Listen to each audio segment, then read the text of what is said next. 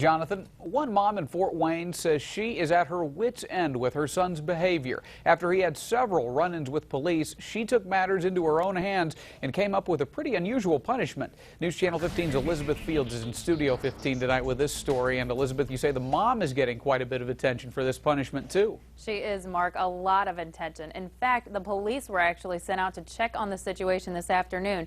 So what did Dinesha Lax do to punish her son? Well, you could say she made him stand behind his crimes. Actually, the sign that's hanging around my son's neck is because my son constantly chooses to keep breaking the law. Dinesha Lax says the list of her 14-year-old son's crimes is growing. She says the punishments aren't tough enough to get him to stop, so now she's showing him some tough love. I decided that today he broke the law again today, and they only gave him a few hours of community service. So I decided that we were going to wear a sign. Since you're looking for attention, we're going to get you attention. He was out on Broadway Street for an hour this morning and an hour this afternoon. What else more can I do? They put him on probation, and when they did probation, they quick to talk about the $300 and some you got to pay in fees. But nobody's trying to help me fix my son. The teen sign clearly states he doesn't follow the law, but apparently some drivers passing by didn't think his mom was either and called police. Officers say Lax is completely within her rights to make her son stand on the side of the street. It's unconventional, but not illegal.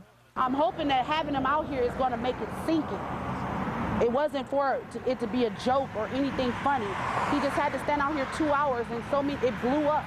Then again, they got their way of parenting, and I got mine. My object is to save my son. In case you were wondering, we did ask the teen if the sign will make him change his ways. He said it would, but we wanted to know what you think. Is this good parenting, or did she go too far? We got more than 150 comments on Facebook. Both Nate and Drew said that it was too far. Drew added, "You don't have to publicly humiliate him. It only makes it harder for them." But the majority of comments support the punishment. Stephanie said, quote, "I completely agree with her tactics. I would seriously do the same. I would rather my child wear this label at 14, realize and change his ways, than for him to wear the label at 20 on job applications." And Lynn said, "Hey, if it works, then I say go for it." Lax says it depends on how well today's walk of shame went before she decides if he'll have to be out there again. Elizabeth Fields, News Channel 15.